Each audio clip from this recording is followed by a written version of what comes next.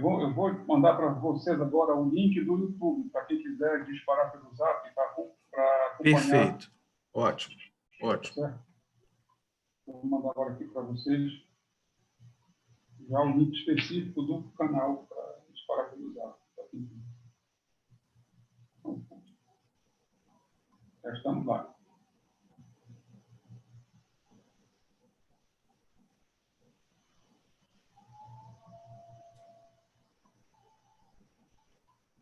Mandar aqui o link para o Fred Diego.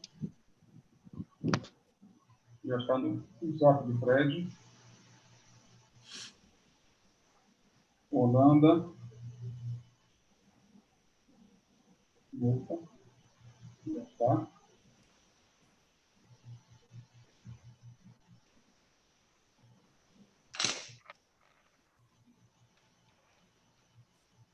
Ok? Bom dia, meus amigos. Pessoal, volta aqui na sala. Bom dia, meus amigos. Estava terminando uma aula ali. Opa! Estava terminando uma aula, saí correndo da aula e entrei aqui. Só mudei a sala. Muito bem. Prazer, fala, grande Henrique. Prazer encontrá-los aqui. Prazer encontrar aí André, Marcelo, meu amigo Fred. Quanta honra querido. você aqui. Aquele abraço. Abraço a todos que estão presentes aqui também. Muito bem. São 11 horas em ponto. Vamos dar início, então, a mais um evento virtual ao vivo do Instituto Silvio Meira, transmitido pelo Zoom e pelo nosso canal aí no YouTube. E esse evento também muito especial, que vai contar com a conferência do professor Fred Didier Júnior, pós-doutor pela Universidade de Lisboa, membro da academia, meu confrade na Academia Brasileira de Direito, um dos maiores professores de direito processual do nosso país, um dos pais do Código Civil de 2015. E nesse evento vai ter o debate também de dois grandes juristas paraenses, meus amigos, professor José Henrique Mouta, também é pós-doutor pela Universidade de Lisboa e membro da nossa Academia Paraense de Letras Jurídicas, e o professor Marcelo Holanda, que é doutor pela UFPA, membro do nosso Instituto Silvio Meira e um grande professor também de Direito Processual. Sem mais delongas e de maneira muito objetiva, professor Fred Didier, mais uma vez agradecendo o seu honroso aceite ao nosso convite, seja bem-vindo, a sala é sua, a turma também. Peço aos demais que desativem o seu vídeo, o seu áudio, somente fica no vídeo o professor Mouta e o professor Holanda. Professor Fred Didier, a turma é sua, fique literalmente à vontade. Muito obrigado, meus caros, bom dia a todos, bom dia a todas. André, obrigado pelo convite. Você, como sempre, muito gentil comigo. Marcelo, Mouta, prazer estar com vocês aqui. Eu vou fazer uma exposição introdutória do tema, depois a gente abre para as dúvidas, debater, né, para ficar um negócio mais dinâmico, menos expositivo. O tema saneamento e organização do processo é um tema muito caro para mim. Não sei se por uma ilusão, não sei se ilusão de minha parte, mas eu realmente acredito que esse instituto, bem aplicado, ele não só faria com que os processos fossem mais bem conduzidos, como as decisões seriam melhores. Então, é preciso ver que há determinados institutos que dizem respeito à boa condução do processo e ponto. Há outros institutos processuais que levam a uma boa condução do processo e um aprimoramento da decisão, da qualidade da decisão. E o saneamento e organização do processo, tal como está aqui regulado no Código, eu acho que é um dos pontos altos do Código, no meu modo de ver, é um dos pontos altos, é um dos trechos em que o Código mais sofreu mudança. Não sei se é possível ver, eu tenho um código confrontado que eu faço com o Ravi, e quando o texto do artigo do Código Novo ele é diferente do Código passado, ele vem em vermelho. Não sei se dá para ver aqui, mas olha a quantidade de vermelho que tem. Ó. Isso aqui significa que o correspondente, o artigo 357, que corresponde ao 331 do Código passado, ele é uma outra coisa. Ele institui um outro sistema de saneamento e organização. Não por acaso, o Código, ele inclusive traz um nome, saneamento e organização do processo, que é um nome que não existia antes. Foi até eu que sugeri isso aqui. Esse capítulo aqui, quem montou fui eu. Por isso que eu sou tão entusiasmado com o tema. Então, vocês têm, claro, evidentemente, levar em consideração esse meu entusiasmo. Mas eu realmente acho que isso aqui é um momento alto do Código. Foi claramente inspirado na legislação portuguesa. Inspirado, mas a gente avançou muito, muito além da legislação portuguesa. E ele exige que nós, professores de processo, reconstruamos a nossa aula sobre esse assunto.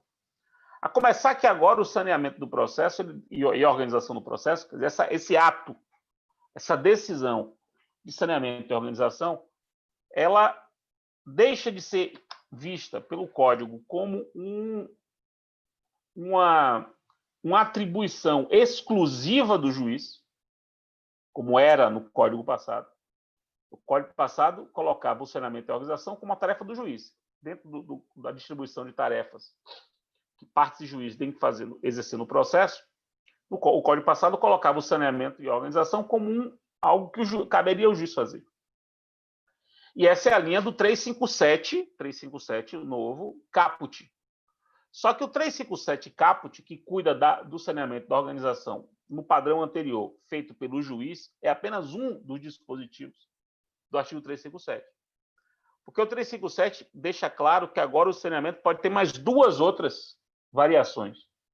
Quer dizer, além do saneamento clássico feito pelo juiz, uma decisão dele, em que ele organiza monocraticamente o processo, olhando para trás, vendo se está tudo ok e projetando para o futuro, para organizar o processo para a instrução, o Código coloca mais duas modalidades de saneamento. Um saneamento feito pelo juiz e pelas partes, um saneamento compartilhado, juiz e partes. Então, o juiz marca uma audiência, parágrafo 3º do 357, marca uma audiência para, juntamente com as partes, organizarem o processo em consenso. Aquilo que se chama de saneamento compartilhado, que foi objeto de uma reflexão muito importante de Paulo Hoffmann, na sua tese de doutorado, um livro que precisa ser resgatado. Paulo Hoffmann abandonou a gente, Muta, mas a gente precisa resgatá-lo, trazê-lo de volta, pelo menos a tese de doutorado dele, porque foi a inspiração. A tese de doutorado de Paulo Hoffmann foi a inspiração para isso aqui, e é indiscutível isso. E veio de uma sugestão de um juiz do Espírito Santo, durante a tramitação do CPC. Esse juiz, o nome dele é Délio, esse juiz, ele sugeriu esse parágrafo terceiro. Eu dei uma ajeitada na redação, mas a ideia dele, inspirado no trabalho de Paulo Hoffmann, e traz um ponto interessantíssimo, né? Porque, veja bem, a participação das partes no saneamento é fundamental, porque elas sabem do litígio muito mais do que o juiz. O juiz tem 10 mil processos na vara. O juiz é um terceiro em relação ao litígio, ele está pegando aquele processo pela primeira vez, muito provavelmente. Se não houve tutela provisória lá no início do processo, esse é o momento em que o juiz vai pegar os autos para poder conhecer o caso.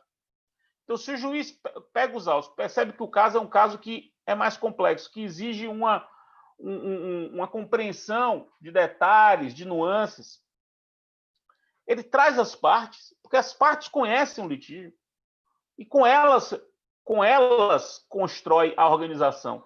Com elas define quais são as provas que serão produzidas, o objeto de cada prova, o calendário, traça o calendário a partir dali. Tudo isso pode ser feito nesse saneamento compartilhado.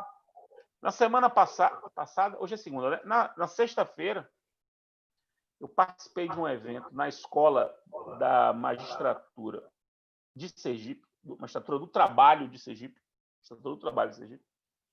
só com os juízes do trabalho, e a doutora Aline, ela disse que está aplicando o parágrafo 3º nas causas trabalhistas sem previsão legal, aplicando o artigo 15 do CPC. Quando ela percebe que o caso trabalhista é um pouco mais complexo, a primeira audiência trabalhista passou a ser essa. E ela organiza junto, porque a CLT não previu esse ato de saneamento. Não há essa previsão na CLT. Então, ela achou esse parágrafo sendo muito importante. E o que é que aconteceu? O número de impugnações de validade da decisão dela diminuiu. ela passou a decidir de modo mais fácil. Você veja que coisa importante. Mas esse é apenas o segundo modelo de saneamento. Eu disse que havia 3, né? O Código passado só previa 1, que o correspondente hoje é o caput 357. O Código Novo, além do caput 357, traz o parágrafo 3º do saneamento compartilhado e tem um terceiro. O terceiro modelo é o do saneamento consensual, saneamento de organização, feito por acordo das partes. As partes celebram um acordo de organização do processo, levam esse acordo para ser homologado pelo juiz. É o que diz o parágrafo 2º do 357. Aqui não é um saneamento construído pelas partes e pelo juiz. É uma organização do processo feita pelas partes e elas trazem o processo organizado para o juiz. E aí vejam, para o juiz homologar. Vejam algumas coisas. Nós estamos diante de um negócio processual de organização do processo. Nós estamos diante de um negócio que precisa de homologação, o que é raro. É um dos raros casos do ordenamento jurídico brasileiro em que o negócio processual exige homologação. Terceiro, esse negócio é um exemplo daquilo que a doutrina chama há um bom tempo de negócio de certificação. O que é um negócio de certificação? É um negócio em que se consensua certeza sobre algo que está em dúvida, sobre algo a respeito do qual há dúvida. Então, esse parágrafo 2º do 357 permite, por exemplo, que as partes elaborem uma lista, percebam que coisa interessante, elaborem uma lista com o rol de todos os fatos incontroversos. Então, veja, haverá um acordo sobre o que é incontroverso, o que parece uma contradição, mas não é. As partes concordam que em relação a tais fatos não há concordância. De modo que, se você consensua em torno do objeto do dissenso, você acaba de definir o objeto da prova. Você está delimitando o objeto da prova. Do mesmo modo, esse acordo pode ter por objeto a definição de quais são os fatos incontroversos. Então, haverá um consenso quanto ao consenso. Esse consenso de que há consenso em torno dos fatos também facilitará na organização da prova, porque a prova sobre esses fatos, sobre os quais há consenso de que há consenso, não haverá prova. Neste acordo, as partes podem redistribuir o ônus da prova. Neste acordo, as partes podem definir as questões de direito relevantes e, portanto, delimitar a área cognitiva da atuação judicial. Nesse acordo, as partes podem ampliar ou diminuir o objeto litigioso do processo. Ampliar ou diminuir o objeto litigioso do processo. Portanto, é um acordo de redefinição dos limites da cognição do juiz. O que significa do ponto de vista prático? Imagine, para simplificar, que o autor tenha trazido 10 questões na sua petição inicial. E o réu tenha trazido mais 10 questões na contestação. Há, portanto, 20 questões sendo suscitadas no processo. As partes podem fazer um acordo de saneamento e reduzi-las para 15. Ignore as outras aí. Agora a gente vai debater só essas 15 aqui. Então, haverá uma redução cognitiva. Como pode haver uma ampliação cognitiva? E o certo é que, como esse acordo é um acordo que precisa ser homologado, uma vez homologado, é ele que delimita a cognição. A cognição passa a ser aquela. Isso repercutirá, percebam, meus caros, na hora da elaboração da sentença. Porque na motivação da sentença, a gente sabe que o juiz tem que enfrentar todas as questões. Inciso 4 do parágrafo 1º do 489. Mas todas as questões, se houve saneamento consensual, são todas as questões dos limites do saneamento consensual. E não são todas questões originárias, são aquelas que foram filtradas e que foram coadas, né? Para pensar um coador, foram coadas pelo acordo de organização do processo. Você vai dizer assim, mas Fred, isso aí não existe, ninguém vai fazer esse acordo. Por que ninguém vai fazer esse acordo? É do interesse de quem? É do interesse só do autor esse acordo? De quem é o interesse de que o processo se prossiga de modo a que a instrução não seja algo completamente caótico? De quem é o interesse? Então, depende muito da atuação dos advogados. Primeiro, os advogados têm que saber disso, saber que isso é possível. Depois, propôs para o advogado da outra parte. Eu me lembro, meus caros, só para arrematar essa primeira parte da minha exposição, né? Então, nós temos o saneamento clássico, que é aquele feito pelo juiz monocraticamente, 357 caput. Nós temos o saneamento compartilhado pelo juiz e pelas partes, parágrafo 3º do 357. E nós temos o saneamento consensual, que é o trazido pelas partes e homologado pelo juiz, parágrafo 2º do 357. Esses três. Logo que o código, só para arrematar essa primeira parte, logo que o código entrou em vigor, o código entrou em vigor em março. Em agosto daquele ano de 2016, eu fui contratado por uma empresa ré, para, veja que coisa, depois de tanto tempo de advocacia, eu fui contratado para ir para uma audiência. Quer dizer, meu escritório foi contratado para ir para uma audiência. A audiência de saneamento compartilhado que o juiz marcou. O juiz marcou essa audiência de saneamento compartilhado e a empresa não sabia o que era. Nem o jurídico interno da empresa, nem os advogados que prestavam serviço para a empresa. Então, ela achou melhor, já que era uma coisa nova, contratar nosso escritório para ir para esta audiência. Pois bem, meus caros, fomos para a audiência, preparados para fazer o saneamento compartilhado. O advogado da outra parte foi pensando que era uma audiência de juizado. Tentativa de acordo. Não sabia nem de onde estavam vindo as coisas. A gente reorganizou o ônus da prova, aperfeiçoou a contestação. A gente não tinha feito a contestação, já estava apresentado, a gente trouxe só agora. Trouxemos coisas novas para a contestação e tudo, maravilha. E ele não se opunha a nada, pronto. Não se opunha a nada, foi ficando. A gente organizou o processo. Tudo consensualmente. Até ganhamos depois. Saiu a sentença. Favorável ao nosso cliente de improcedência. O autor nem recorreu. Eu estou julgado a sentença. Caso raro, mas foi isso que aconteceu. Eu não estou dizendo que ganhamos por conta disso. Seria uma previsão, seria uma alucinação. Não tem como provar isso. Eu só estou dizendo que aconteceu isso. Nós fomos para a audiência, organizamos o processo e acabamos ganhando. Se tem nexo de causalidade de uma coisa ou outra, não tem como dizer. Mas que foi isso que aconteceu, aconteceu. Então, isso aqui é um regramento muito forte de aprimoramento da atividade judicial. Muito forte. Seguem duas questões que eu quero fazer, específicas, e depois eu vou fazer uma última consideração, aí eu termino a minha apresentação inicial para a gente começar com o debate. Duas questões que eu quero fazer, as primeiras são as seguintes. Primeiro, é que o 357, o caput, ele tem 5 incisos. Tem 5 incisos. E esses incisos correspondem àquilo que seria o conteúdo do saneamento. Seja o saneamento monocrático, consensual ou compartilhado. O que pode ser saneado, organizado, é isso aqui. A pergunta que eu faço é: esse rol é exemplificativo? Ou é taxativo? Ou seja, a decisão, o ato de saneamento da organização tem que ter este conteúdo e só este conteúdo? Ou este conteúdo é apenas um exemplo do que pode estar neste momento? A minha resposta é que isso aqui é um rol exemplificativo. Vou dar um exemplo claro. Imagine amicus curiae, delimitar poderes de amicus curiae. Cabe ao juiz delimitar os poderes do amicus curiae. 138, parágrafo 2º. E é um ato clássico de saneamento, de organização do processo.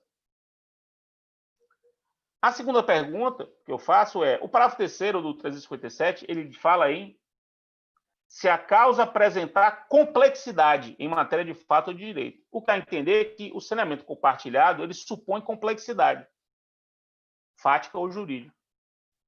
A pergunta que eu faço é: em casos não complexos, ainda assim cabe saneamento compartilhado? Ou isso aqui é apenas uma diretriz de que, em casos complexos, a diretriz é que marca o saneamento compartilhado? Mas, se o caso não for complexo, isso não é um obstáculo que você marque. Claro que não é um obstáculo. Você pode marcar um saneamento compartilhado em qualquer processo. Porque se cabe saneamento consensual em qualquer processo, cabe saneamento compartilhado em qualquer processo. A lógica é a mesma. E para terminar, essa é a minha primeira parte da exposição, para deixar as perguntas para os meus colegas aí para a gente debater. Vem outro ponto, que é o seguinte: papel disso num processo coletivo? Isso aqui. Perceba que um dos dramas do processo coletivo brasileiro é a falta de previsão expressa para um momento que daquilo que se chama nos Estados Unidos de certificação do processo coletivo, de validação do processo coletivo, de constatação de que está tudo ok. A gente pode construir a nossa certificação coletiva, entre aspas, a organização do processo coletivo, com base no 357, delimitando o grupo titulado direito coletivo, delimitando os critérios para identificar um membro do grupo. São dois grandes problemas, porque com isso você resolve o problema de coisa julgada, de litisπendência, de eficácia da decisão coletiva no plano individual. Um orientando meu, chamado João Paulo Lordelo Tavares, fez doutorado comigo. A tese de doutorado dele foi sobre o 357 para o segundo, ou 357 aplicado ao processo coletivo. Saiu agora, chama-se Decisão de Saneamento e Organização do Processo Coletivo. Uma tese de doutorado importantíssima, porque dá um rendimento incrível a um dispositivo que já em si já é muito rentável, mas que aplicado ao processo coletivo assume proporções épicas.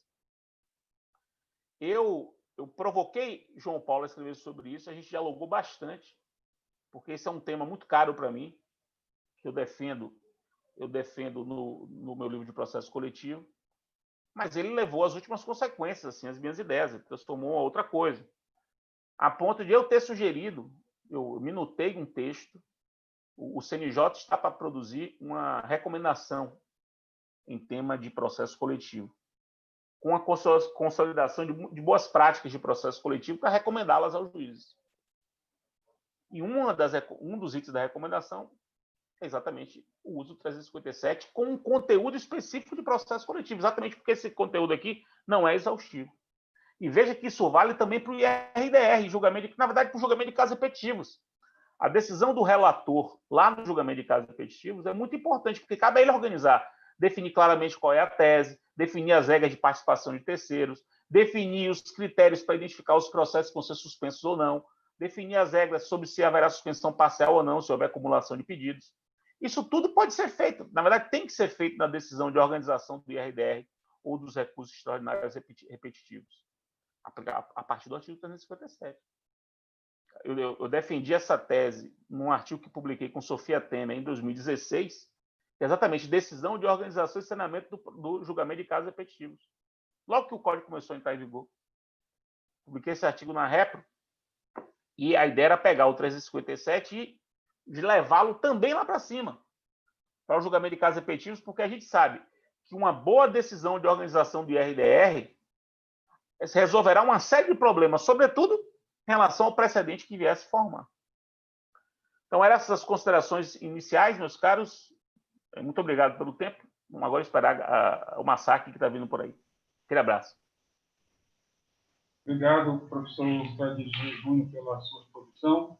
Agora passo a palavra ao professor José Henrique Mouta, que é pós-doutor pela Universidade de Lisboa, para suas considerações e as perguntas. Professor Mouta, a turma é sua.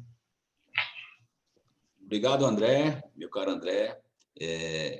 Parabenizo o Instituto Silvio Meira por mais esse evento, aqui na Cátedra de Processo Civil, comigo, coordenando eu e o professor Marcelo, nós dois como coordenadores dessa cátedra. Então, é um evento muito importante, contar com a presença do professor Fred, que a nossa amizade, nós falamos isso semana passada, né? Aliás, esse período que nós estamos em casa está fazendo nos aproximar. Nós já fizemos uma live aqui há umas 2 semanas sobre mandado de segurança e agora estamos juntos de novo, né? É sempre um grande prazer reencontrar o meu mestre, né? O professor Fred, que é o professor de todos nós. Então, obrigado, Fred, por esse tempo aqui, estar dialogando com o Instituto Silvio Meira. É motivo de muita honra para a gente contar com a tua presença e teu conhecimento em um assunto tão importante. E eu quero logo lembrar, Fred, que se esse 357 é muito caro para você, o 356 é muito caro para mim, né?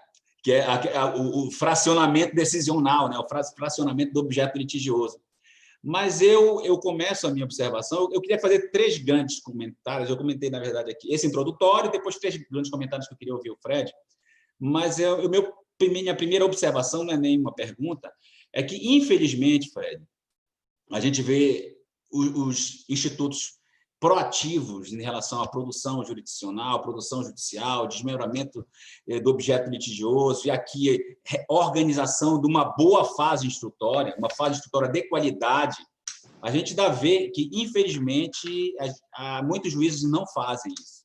Muitos juízes ainda chegam, por exemplo, no julgamento conforme o estado do processo, não observam, por exemplo, que um dos objetos está pronto para julgamento, as mesmas partes não pedem julgamento antecipado parcial, ainda vejo muito isso, uma situação que há clara possibilidade de julgamento parcial, as pessoas não peticionam requerendo o fracionamento decisional, como eu gosto de mencionar. Então, é uma questão ainda que a gente precisa debater, importantíssimo esse momento, para a gente criar ainda mais a cultura para os nossos alunos que estão aqui presentes, nossos colegas profissionais, estou vendo o professor Clóvis, estou vendo vários membros aqui do Instituto dos Advogados do Pará presentes, o professor Luiz Antônio também aqui, para a gente criar mais ainda essa cultura de dialogar com o judiciário, para fracionar o objeto, que é a minha praia lá do 356, e aqui a nossa discussão específica, para contribuir para uma boa fase instrutória. Ainda vejo muita falha, Fred. Então, é aqui um depoimento de quem ainda não está observando na prática a força desse instituto, a força do 357, a força do saneamento compartilhado. Então, a primeira observação é em termos de frustração, digamos assim, que eu coloquei aqui, dos desmembramentos processuais. Tá? Eu queria te fazer uma observação, na verdade, o Fred não mencionou, eu acho que deixou justamente para os debates, que envolve um tema interessantíssimo, que também é muito caro para mim, que é a questão das estabilizações processuais. Estabilizações processuais, tema que também é muito caro ao nosso amigo professor Cabral, e tema que eu trabalhei lá na coisa julgada e resolução parcial de mérito. E aqui, nesse 357, existe um instituto seríssimo, importantíssimo, que é o Instituto da Estabilização do Saneamento. Lá, o Fred comentou o parágrafo 2º e o parágrafo 3º, né? Mas eu acho que foi de propósito, nós não combinamos, mas combinamos para a gente ouvir o nosso grande mestre sobre isso. Ele menciona aqui as estabilizações. É uma das modalidades de estabilização, aqui com um corpo diferente da estabilização da tutela antecedente e com um corpo diferente da estabilização lá do 926 do Código. Mas o Código utiliza a palavra estabilização. E não é de hoje que se discute, o Fred também sabe disso, a questão da preclusão para o juiz. Então, o que se deve entender nesse sentido de estabilização? Se ele, por exemplo, resolver aqui uma questão processual, rejeitando suscitada pelo réu, e as partes não apresentando essa petição aí de esclarecimento, essa estabilização permitirá uma reanálise, ou isso é uma preclusão para o juiz, aí lembrando até também o trabalho do nosso querido Daniel Assunção, que nós também tivemos a oportunidade de conversar com ele, né? O que seria essa estabilização? Aí eu me pergunto ainda nesse tempo, eu como advogado, que eu acho que é uma grande dúvida do advogado, se tiver alguma questão ali resolvida, passível de agravo, que seja aquele rol taxativo mitigado, aquele guarda-chuva ampliado pelo tema 988 do STJ, essa petição de requerimento de ajuste, de esclarecimentos, ela impediria o prazo recursal via agravo ou via embargo de declaração? Ou é melhor fazer as duas coisas? Qual é a natureza jurídica dessa petição de esclarecimento? E dois, nesse tema, né? Qual é a consequência dessa estabilização advinda desse saneamento compartilhado? Tá? Em cima disso. Essa seria uma pergunta que eu queria te fazer. Vai um por um ou eu faço logo tudo, Fred? Como é que você prefere? Tem mais duas observações. Faço logo? Você tem que liberar isso, André, liberar o microfone do Fred. André, eu queria liberar. Então, bom. Agora, Fred, quer falar logo, bate pronto assim, a gente vai batendo uma bola? Deixa eu responder, senão vai ficar um acúmulo grande. Tá, beleza. Veja, esse tema é um tema muito importante, né? Acho que tem que separar algumas coisas. Primeiro ponto. A discussão sobre se a decisão de saneamento em matéria processual ela estabiliza, ou se o juiz, por exemplo, rejeita uma alegação de legitimidade, então ele aceita que o processo prossiga, rejeita uma alegação de falta de interesse de agir, rejeitam a alegação de falta uma alegação de inépcia da petição inicial. Enfim, ele rejeita, né? Porque a decisão que acolhe é o processo ser extinto. Então, ele rejeita as decisões do saneamento que rejeitam defesas processuais do réu. Se isso estabiliza ou não, é um tema antigo desde o Código de 73. E eu, na minha tese de doutorado, eu criei um item na tese, que é uma tese sobre pressupostos processuais e condições de ação, para defender que as decisões, o juízo positivo sobre a admissibilidade do processo, o positivo, portanto, aqueles que dizem que as condições de ação estão presentes, os pressupostos estão presentes, também precluiria. Eu sempre defendi que tem que precluir. Sempre. Mas isso é um tema geral. Agora, vamos para o tema específico, que é o parágrafo 1º do 357. Vou contar a história desse dispositivo. Quem escreveu esse dispositivo fui eu. Essa redação é minha. Veja que usa o termo estável, não usa precluso, e foi proposital. Por que proposital? A ideia era deixar o sistema um pouco aberto, algo para ser construído, sem fechar. A ideia era ser um instituto novo, para que a prática fosse desenvolvendo um mecanismo de estabilidade para não deixar essa decisão de saneamento instável ou permanentemente podendo ser questionada. Então, esse foi o propósito. E veja que não se fala em embargos de declaração aí. Poderia se falar, né? Isso aí é um tipo de embargos. Não se fala também propositadamente, para não vincular as hipóteses de cabimento dos embargos e para que isso não fosse visto como um recurso. Mas fosse uma postura meio que cooperativa, é como se você tivesse o dever, já que você está com dúvida sobre o que está vindo da decisão, você peça o esclarecimento, depois não peça mais. Se você não tirou suas dúvidas nesse momento, não tire mais. A lógica foi essa, sem vincular os embargos. Por isso, respondendo já uma das suas perguntas, eu acho que esse pedido não interrompe o prazo para um eventual agravo que cabe se o conteúdo do saneamento for um conteúdo complexo, normalmente e uma das matérias que é tratada no saneamento for uma das matérias agraváveis, como, por exemplo, a redistribuição dinâmica do ônus da prova, que é agravável e pode estar no saneamento, você tem que agravar. Esse pedido é um pedido de esclarecimento mesmo para dúvidas, sobretudo relacionadas à organização dos fatos e dos meios de prova que vão ser definidos, que foram escolhidos para futura fase de instrução. Agora, é claro que isso é a minha interpretação. Evidentemente, isso pode ser se desenvolvido exatamente pela abertura que o texto dá a outra coisa. Por exemplo, meu orientando, Gabriel Gonzalez, que escreveu aquele livro sobre recorribilidade das decisões interlocutórias no CPC de 2015, cuja ideia foi encampada pelo STJ no tema 988, aquilo ali é a ideia de Gabriel nesse livro. Tanto que Gabriel é muito citado. Gabriel defende que isso é embargo de declaração. Isso é uma outra hipótese de embargo de declaração e tem que ter um tratamento semelhante aos embargos de declaração. É a tese dele. Ele tenta por A mais B, ele diz que isso é os embargos e acabou, é embargo. Mais ou menos como as pessoas fazem na arbitragem, cuja sentença também é impugnável por um instrumento desse de esclarecimento, sem nome de embargo, se as pessoas chamam de embargo. Simplesmente chamam de embargo. Então, a lógica era essa. Sobre o desmembramento, o 356, ele pode estar dentro do saneamento, né? O juiz pode ali fazer esse jogo, e eu já vejo com outros olhos, porque me parece que o 356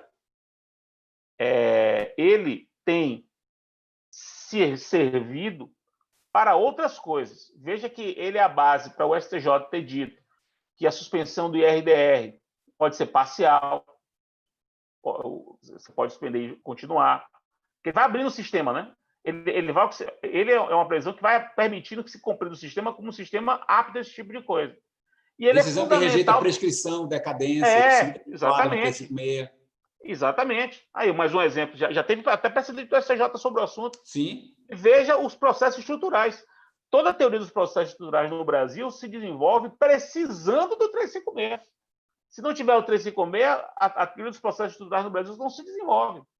Então, eu vejo ele com muita potencialidade. Vejo ele, nesse sentido, tendo muita aplicação. Nesse sentido. Não no sentido clássico, de 4 pedidos, aí o juiz se separa 2. É uma aplicação. De fato, é uma aplicação que tem tido menos menos uso, porque os juízes acabam pensando assim, deixa eu jogar tudo de uma vez, é melhor, eu faço uma vez só. É a lógica. Só que ele abre o sistema e tem outros efeitos, como esses que eu mencionei, que são muito úteis também. Tem, na verdade, dois precedentes do STJ, Fred, que eu, inclusive, estudei recentemente. Um é sobre a rejeição da impossibilidade jurídica do pedido, que ele considera como mérito e, portanto, o recurso seria o agravo de instrumento pelo 356, e outro, rejeição de prescrição e decadência. Agora, esse 988 não resolveu o problema, por exemplo, do processo coletivo. Se é agravo ou não resolveu o problema das ações de falência. Estou até falando aqui já na praia do professor Clóvis Malchek, que está aqui. A falência, as ações, inclusive, tem um outro repetitivo no STJ para aplicar o 356 nas ações falimentares. Quer dizer, tentou se resolver fazendo o puxadinho processual, mas, na prática, ainda existem muitas controvérsias sobre o 356. Mas, enfim, eu quero ainda te ouvir sobre processo coletivo. E tenho certeza que o Holanda também aqui, que escreveu comigo lá um mestrado sobre processo coletivo e o doutorado também trabalhando com o processo coletivo, também ele é um entusiasta no tema. Em cima, eu nem tinha pensado nesse assunto, Fred, pensei agora em cima da sua colocação, que realmente a gente tem que trazer o saneamento compartilhado para o processo coletivo. Mas eu quero conversar processo coletivo em cima de um tema que já foi mencionado aí, que nós estamos pesquisando, todos nós, do processo estrutural. Quero pensar estabilização do parágrafo 2º, processo estrutural e processo coletivo. Seria possível, Fred, nesses assuntos, vamos falar agora de pandemia, esses assuntos que o judiciário toda hora é chamado para abrir cidade, fechar cidade, negociar, fazer um processo estrutural, sim, em cima da tragédia Covid-19, eu poderia pensar em afirmar, melhor dizendo, que nesses processos estruturais, em razão da mutação fática ser absolutamente instantânea, e que o judiciário é sempre chamado a revisitar o tema da instrução probatória, por exemplo, em dizer que nesses processos estruturais não há que se falar em estabilização no que respeita à decisão saneadora. E eu posso fazer, lá na fase instrutória, uma outra audiência para sanear novamente a fase instrutória, readaptando-a para a nova realidade, por exemplo, da tragédia do Covid-19. Eu posso criar uma cláusula nos processos estruturais, enfim, essa é a minha pergunta, de restabelecer as definições probatórias e o saneamento compartilhado, sempre que houver uma situação fática alterada pela grande tragédia. Lembrei até dos nossos queridos professores lá do Espírito Santo que trabalham a ideia do projeto da grande tragédia, né, do processo coletivo da tragédia, o Zanetti, por exemplo. Você entendeu a pergunta? Eu posso redefinir o saneamento e a fase probatória sem falar em estabilização quando eu estiver diante de um processo estrutural. Essa é a minha segunda. Eu tenho mais uma outra rapidinha, só para terminar minha contribuição aqui com vocês. Obrigado, Fred. Veja, Mouta, toda estabilidade, 100% delas, 100%, inclusive a coisa julgada, é uma estabilidade para trás. Ela é retrospectiva. Em que sentido? A decisão ela se torna indiscutível para impedir o debate sobre aquilo que poderia ter sido discutido e não foi. Não existe estabilidade para o futuro, no sentido de coisas novas que apareçam depois da decisão sempre permitem, até mesmo na coisa julgada, que a decisão seja revista. Artigo 505, inciso 1. Isso vale, evidentemente, para todas as estabilidades, inclusive a estabilidade de saneamento. Então, se eu defino que hoje as provas são essas, porque esse é o quadro fático, neste quadro fático as provas são essas. Se o quadro fático for outro, que houve mudança, outra decisão vai ter que se impor. Então, a questão da estabilização é, mantidas as mesmas circunstâncias, a decisão fica estável? Para mim, sim. Toda decisão traz em si embutida, ainda que implicitamente, a cláusula rebus sic stantibus. Toda decisão, todas, 100%, não há exceção, 100% das decisões trazem embutidas. Traz embutida a cláusula rebus sic stantibus. Então, sempre que houver mudança, vai poder você redecidir. A dúvida sobre o processo estrutural, que tem essa característica, que nem todo processo estrutural tem essa característica, mas o processo estrutural que tem essa característica, a dúvida é se isso impacta também na estabilidade objetiva do processo. Se é preciso rever pedido, agregar causa de pedido nova. Eu, particularmente, acho que sim. É possível. Respeitar o contraditório é possível. Os processos estruturais têm que potencializar o 493. O 493 é que cuida dos fatos supervenientes e o impacto deles no processo. O processo estrutural ele é essencialmente um processo, quase todo ele, que sofre um impacto muito grande dos fatos supervenientes, pela transformação do litígio. E aí sim gera a necessidade de você reconstruir a estabilidade objetiva para permitir mudança ou ampliação de causa de pedido, e até mesmo de sujeitos, se for o caso, né? Por isso que eu defendo, na minha teoria do processo estrutural, que o processo estrutural ele é estruturalmente, e é um trocadilho, o processo estrutural é estruturalmente flexível. Estruturalmente flexível. O que permite todas essas desestabilidades ou essas instabilidades. Eu tenho, Fred, estou com uma orientanda no CESUPA do mestrado, que ela está pesquisando a redefinição da teoria geral do processo, que é o que a gente está falando aqui. Os conceitos de partes, de desmembramento objetivo, de estabilidade objetiva, de estabilidade subjetiva, exatamente porque o processo estrutural traz consigo essa cláusula rebus sextante que você falou aí, em razão da mudança fática ser instantânea. Falamos isso aqui no Covid, falamos isso lá em Mariana e Brumadinho, quer dizer, o processo tradicional não vai responder à tutela coletiva que está sendo discutida no processo estrutural. Mas, perfeito, isso é um tema bem interessante. Eu queria te ouvir a última vez, aí, a última observação, que eu, particularmente, eu já sei mais ou menos o que o Fred vai dizer, mas eu queria provocar um pouco mais.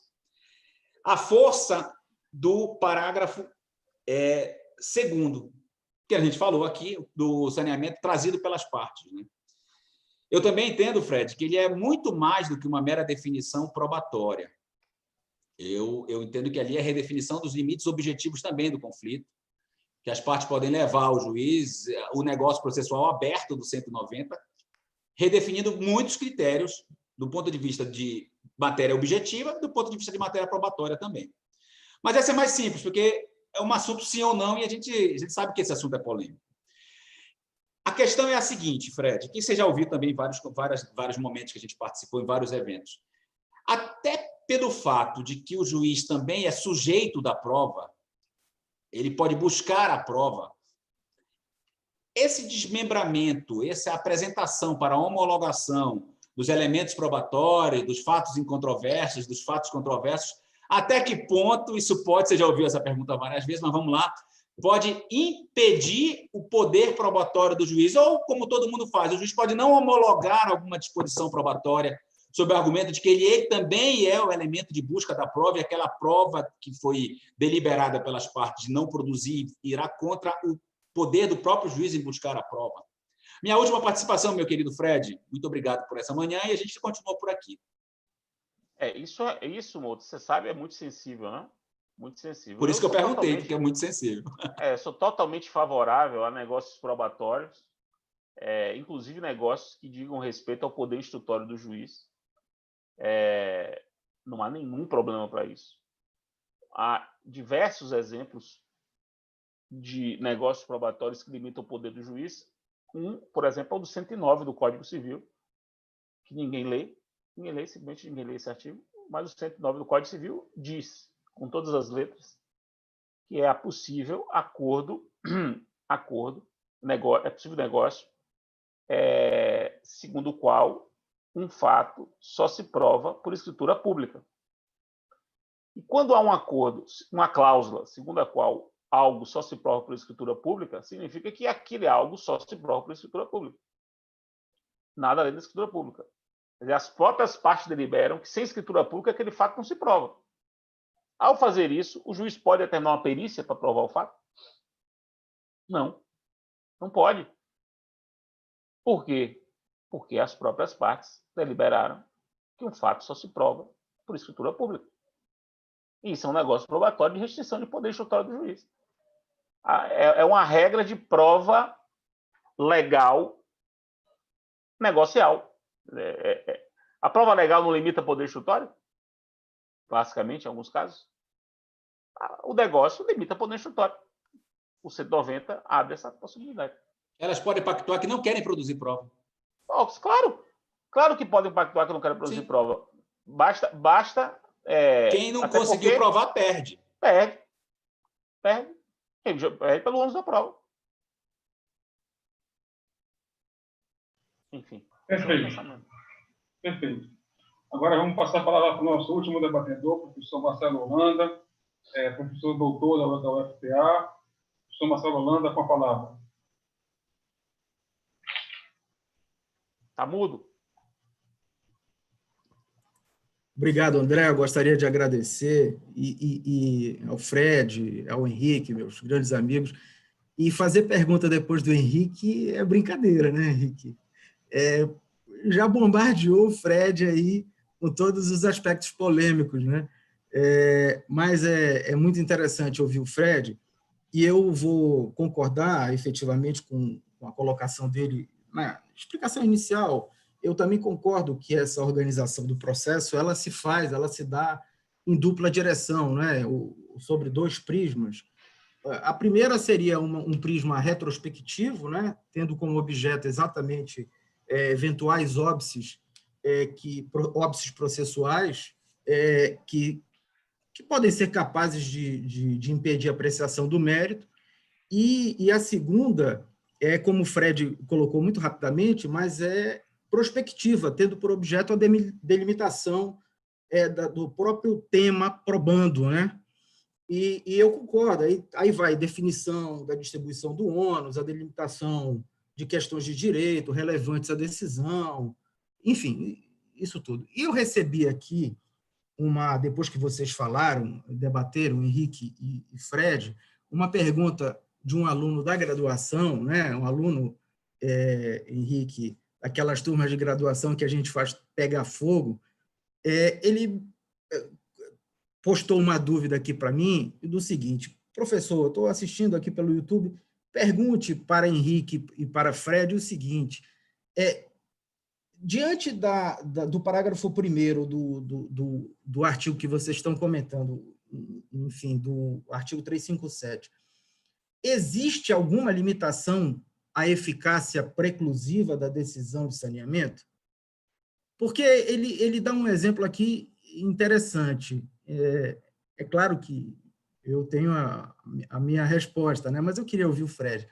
Ele escreve o seguinte: olha, se o juiz entendeu que o réu era parte legítima, pode analisar novamente essa questão por ocasião da sentença e extinguir o processo sem resolução do mérito? Aonde estaria, então, a estabilidade? Então, esse é o primeiro questionamento mandado por um aluno lá da graduação. Eu gostaria de ouvir o Fred nessa primeira pergunta aí. Veja, meu querido, a estabilização pressupõe que você ou tenha exaurido os recursos ou não tenha recorrido. A decisão de saneamento ela é recorrível, ou por agravo de instrumento, e aí você tem que recorrer imediatamente, ou na apelação, se não se tratar de decisão impugnável por agravo de instrumento. Se cabe agravo de instrumento e você não agrava, preclusão. Se cabe apelação e você não apela, preclusão. Só muda o momento da estabilidade. Então, o exemplo que o seu aluno deu vai estabilizar se o sujeito não apelar. Porque enquanto a decisão não se estabilizar, e no Brasil a estabilização se dá como regra, né? Pelo não uso do recurso ou pelo esgotamento dos recursos possíveis, a decisão que rejeita a alegação de legitimidade não é agravável. Não é agravável. Ela é impugnável na apelação. Então, ela só vai estabilizar se, havendo prazo para você apelar, você não apelou disso. Estou respondendo exatamente essa pergunta. Perfeito. Mas tudo que é decidido... Eu tenho uma visão sobre preclusão muito, muito simples. Questão decidida sobre a qual não há mais possibilidade de você recorrer, é questão preclusa. Não pode ser redecidida. Perfeito, Fred. Perfeito. Outra pergunta aqui que chegou foi em relação, na verdade, é um elogio, mas eu vou fazer aqui, que é sobre o parágrafo 3º, não é? Que o Fred chamou aí de saneamento compartilhado, e o aluno aqui chama de saneamento cooperativo, né? Porque cooperação, enfim, daria no mesmo aí. Ele pergunta o seguinte: no saneamento cooperativo, após as partes pedirem esclarecimentos e ajustes, né, entabularem o acordo para fixar os pontos controvertidos, podem, posteriormente, mudar essa decisão que esclareceu esses pontos? Aí tem coisas diferentes aí. O saneamento cooperativo, feito por todo mundo, depois da parte pede esclarecimento? Foi isso que o aluno está perguntando? Isso, é isso que ele fala. Se surgiu uma dúvida após o pedido de esclarecimento, né? O esclarecimento que é feito aí pelo saneamento compartilhado. Não, foi compartilhado, foi todo mundo fez junto. Fez junto. Pois é, mas a dúvida, depois desse compartilhamento, ela ficou com dúvida. Ele pode? Pode, claro. Pedir esclarecimentos? Pode. Pode. Eu não vejo também nenhum problema quanto a isso. Henrique, quer participar dessa primeira e da segunda questão? Eu queria ouvir o Henrique em relação à primeira pergunta, se o juiz entender durante o processo que o réu era legítimo, ele poderia, por ocasião da sentença, perceber que, diante das provas carreadas nos autos, ele não era legítimo e extinguir o processo sem resolução? O que você acha, Henrique? Marcelo, aqui tem uma outra pitada de maldade aí que o Fred não falou, mas ele também participa muito da própria discussão, que ilegitimidade é mérito. A legitimidade ordinária, né? A ordinária, não, mas é ordinária. Ordinária. Então, se é mérito, não deveria agravar da decisão pelo 1015, inciso 2, fazendo por analogia a interpretação da prescrição e da decadência, seria uma discussão interessantíssima essa. Porque, na verdade, ele não analisou o aspecto processual. Porque seria um pedaço da sentença, né? Porque toda sentença ia ter que reconhecer se o sujeito é titulado de direito ou não. Por exemplo, se ele rejeitasse a prescrição, não teria que agravar? Então, se ele rejeitasse a alegação de ilegitimidade, não deveria agravar também? Eu acho que eu entendi sua lógica, mas é um pouco diferente. Porque na prescrição, a prescrição é um contradireito do réu. Sim. É um direito que é dele, é o direito de não pagar porque houve um excesso de prazo entre a exigibilidade e a cobrança. É o direito de não pagar. Aquilo é um contradireito. Se o juiz rejeita, é como se estivesse julgando improcedente. A alegação de legitimidade é uma alegação em que ele diz: eu não sou o titular do dever. Veja que é diferente. A alegação de legitimidade é uma objeção. Não há acréscimo de... porque na prescrição, no meu modo de ver, quando há prescrição, há acréscimo do objeto litigioso. O objeto litigioso fica maior. É o que acontece quando há alegação de prescrição, exceção de contrato não cumprido, decadência, compensação. Decadência eu tenho dúvida. Tem dúvida? Tenho dúvida, porque eu acho que decadência ela não é um contradireito. Decadência me parece um fato. Um fato. Não é um direito. É um fato instintivo. Nos casos de compensação, exceção de contrato não cumprido, prescrição, você não tem só um fato novo, você tem um direito novo, que é um contradireito. Então, decadência eu trataria um pouco diferente aí. Na minha visão, né? Eu sei que é um pouco complexo isso, mas... Não, mas é isso mesmo. Eu não estou respondendo a pergunta do Marcelo, estou só lançando que, além da discussão se pode analisar depois, existe uma discussão de estabilização aí objetiva dessa decisão, Exatamente, que seria passível de agravo de instrumento. Aquela discussão da preclusão, inclusive, para o juiz.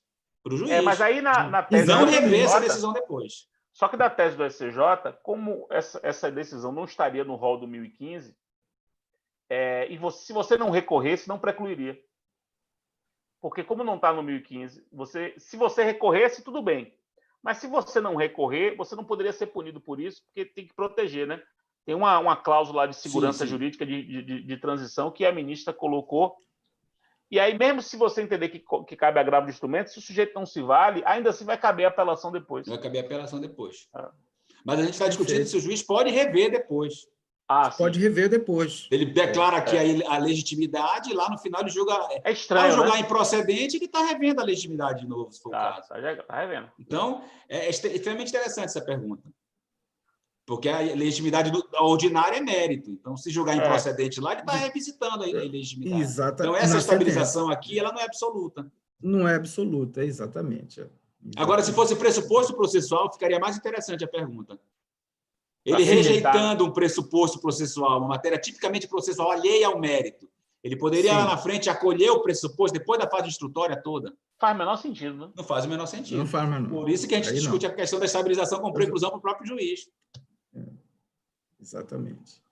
É isso, né? Deixa eu voltar aqui, porque a pergunta aí é do Holanda, eu só participei aqui porque fui provocado. Vou voltar ao silêncio. Eu tinha essas duas perguntas, na verdade eu tinha mais, mas o Fred na exposição e o Mouta na contra-exposição, né, já dirimiram a maior parte das dúvidas aí dos alunos. Eu estou extremamente satisfeito com a aula do Fred e com a aula do Henrique, que eu já estou acostumado a essa aula.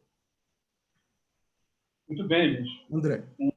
Um debate extremamente profundo e didático para todo mundo. Para mim, eu só faço aprender com vocês três. Eu queria fazer, para título de encerramento e também de considerações finais, de cada um de vocês, uma pergunta que tem a ver com o nosso período que a gente está vivendo de Covid e pós-Covid também. A gente tem ouvido muito, tudo aquilo que vocês discutiram é num processo judicializado, obviamente. Mas nós sabemos que a tendência está sendo a questão do tribunal arbitral, ou seja, da resolução do conflito extrajudicial, vamos dizer. Qual é a visão do professor Fred Didier em relação a essas novidades que lá no mundo da Europa já é muito comum? A gente já divulga em Portugal, já fez muitas audiências no tribunal arbitral lá. Qual é a sua ideia, a sua perspectiva, a sua esperança nesse sentido que, na verdade, solucionar a lide, qualquer que seja, desde o divórcio, a questão de marco patente, na esfera extrajudicial e conciliações, qual é a sua perspectiva e a sua visão em relação a essa questão? Veja, o parágrafo 2º do 357, André, foi claramente inspirado na arbitragem. O saneamento consensual foi inspirado na arbitragem, a prática arbitral, o termo de compromisso, a ata de missão, que alguns chamam de ata de missão, o termo de compromisso na arbitragem, ele é um saneamento compartilhado. Esse é o tribunal arbitral, as partes definindo as questões que vão ser o objeto, a pauta cognitiva do processo arbitral. Eu já fui, todas as vezes que eu fui árbitro, acho que já fui árbitro 8 vezes, 8 ou 9 vezes. Em todas elas, eu apliquei essa ideia de saneamento compartilhado. Em todas, 100% dela. 100%. Coloquei tudo no termo de compromisso, na ata de missão. Rol dos fatos incontroversos, rol dos fatos controversos, rol das questões de direito controversas, rol das questões de direito incontroversas, calendário. Tudo isso, tudo que se faz aqui, eu sempre fiz na arbitragem. Então, a inspiração é evidente. Mais alguma consideração, professor de Mouta, professor Holanda? Satisfeitos todos? Eu tenho só, na verdade, um agradecimento ao Fred, viu, Fred? Meu nome, em nome do Instituto, da nossa cátedra aqui de processo civil, agradecer a tua presença conosco nessa manhã, sempre muito relevante, tuas colocações sempre dão um nó na nossa cabeça dos nossos alunos, o que é muito bom, né? Porque o que move o mundo não é a resposta, é a pergunta. É a pergunta. Foi mais uma vez muito gratificante contar e bater um papo contigo de um tema tão caro e tão importante para a nossa vida. Grande abraço para você e para toda a família. Nos encontramos nas redes sociais aí em breve. Tá? Grande abraço para você, irmão. Obrigado. Valeu, muito obrigado. Obrigado pelo convite, meus caros. Espero que vocês tenham gostado. Depois manda o certificado que eu tenho que lançar lá na universidade. Mando. Mais uma vez, professor Fred, agradecer pelo seu aceite ao nosso convite. Estamos sempre abertos à Vossa Excelência. Somos confrades na Academia Brasileira de Direito. E saúde a todos. Espero que a gente consiga se rever os três juntos, agora presencialmente, para tomar um vinho, seja aí na sua terra, na Bahia, aqui em Belém, ou lá em Portugal. Um abraço em todos. Fiquem com Deus. Valeu. Valeu.